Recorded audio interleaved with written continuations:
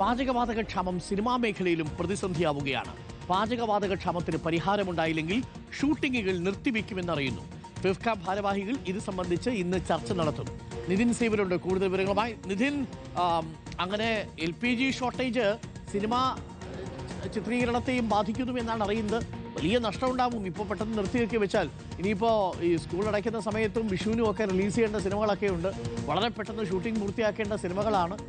സെറ്റുകളിൽ പക്ഷേ ഭക്ഷണം കൊടുക്കണമല്ലോ താരങ്ങൾക്കും മറ്റ് ആർട്ടിസ്റ്റുകൾക്കുമെല്ലാം. പ്രതിസന്ധിയിലാണോ സിനിമാ മേഖലയും നിതിൻ?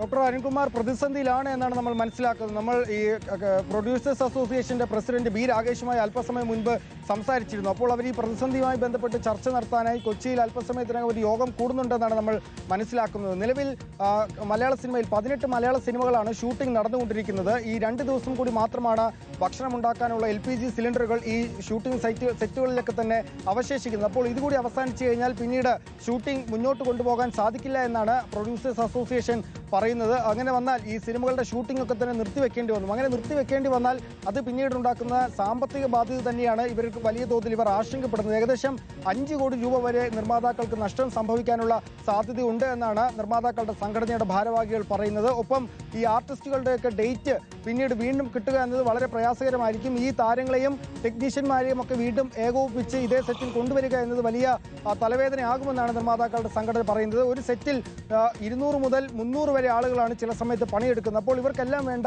ഭക്ഷണം ഉണ്ടാക്കി കൊടുക്കുക എന്നത് ഈ അവശേഷിക്കുന്ന ഗ്യാസ് സിലിണ്ടറുകൾ വെച്ച് എത്ര ദിവസം കൂടി മുന്നോട്ട് പോകുമെന്ന് അവർക്ക് കൃത്യമായിട്ട് ഉറപ്പില്ല. വിറകടുപ്പിലേക്ക് മാറുന്ന കാര്യം അവർ ചിന്തിക്കുന്നുണ്ട്. പക്ഷേ അതും എത്രത്തോളം പ്രാവർത്തികമാകുമെന്ന കാര്യം അവർക്കറിയില്ല. സിനിമാ മേഖലയെ വലിയ തോതിൽ തന്നെ LPG സിലിണ്ടറുകൾ ലഭ്യമല്ലാത്തത് ബാധിച്ചിട്ടുണ്ട് എന്നാണ് മനസ്സിലാക്കുന്നത്. Doctor Arunkumar, thank U.